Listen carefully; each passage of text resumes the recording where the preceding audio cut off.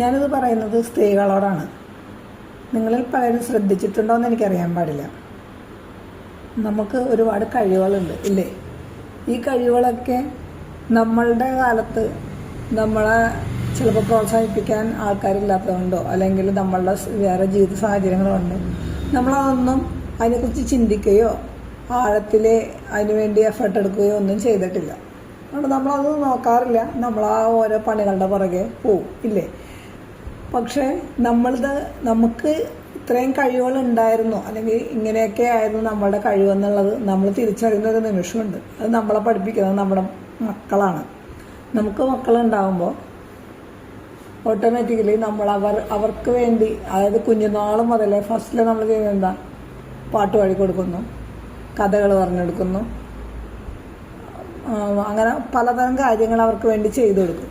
ഇപ്പോൾ എക്സാമ്പിൾ പറയുകയാണെങ്കിൽ നമ്മൾ ചെറിയ ചെറിയ കളിപ്പാട്ടങ്ങൾ ഉണ്ടാക്കി കൊടുക്കുന്നു ഇല്ലേ? താരാട്ട് പാടുന്നുണ്ട്. അങ്ങനെയൊക്കെ ചെയ്യുമ്പോഴും ആ പറയണ സമയത്തൊന്നും നമ്മളത് ശ്രദ്ധിക്കില്ല.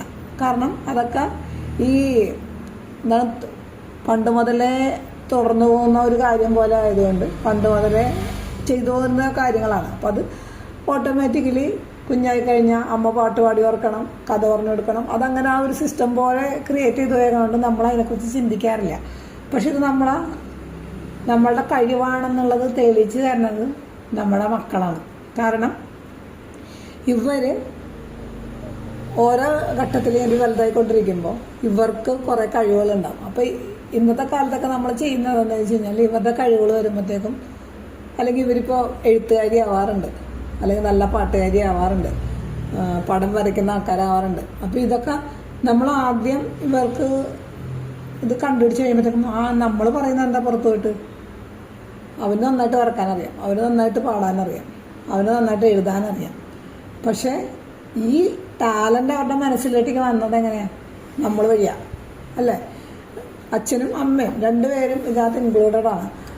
അപ്പം അതിൽ കൂടുതൽ പങ്കെടുക്കുന്നത് അമ്മയാണ്. കാരണം കുഞ്ഞുനാൾ മുതലേ അമ്മയാണ് എല്ലാത്തിനും പുറകെ നടന്ന് ഇങ്ങനെ ഓരോരോ കാര്യങ്ങൾ പറയുകയും ചെയ്യുന്നത്, എല്ലാം ചെയ്യുന്നത്. അപ്പോൾ അതായത് ഇവരറിയപ്പെടാൻ തുടങ്ങുമ്പോൾ, അല്ലെങ്കിൽ ഇവരിപ്പോൾ സ്കൂളിൽ പോയി കുറേ പ്രൈസൊക്കെ മേടിക്കുമ്പോഴാണ് ഇവർ ഇത്ര നന്നായിട്ട് വരക്കുന്നുണ്ട്. അപ്പോൾ ഈ ഇത്ര നന്നായിട്ട് വരക്കാൻ കാരണം എന്താണ്? നമ്മളാണ്. അപ്പം നമുക്ക് അങ്ങനെ ഒരു കഴിവുള്ളത് കൊണ്ടാണ് കുട്ടികൾ ഇതുപോലെ ചെയ്യുന്നത്.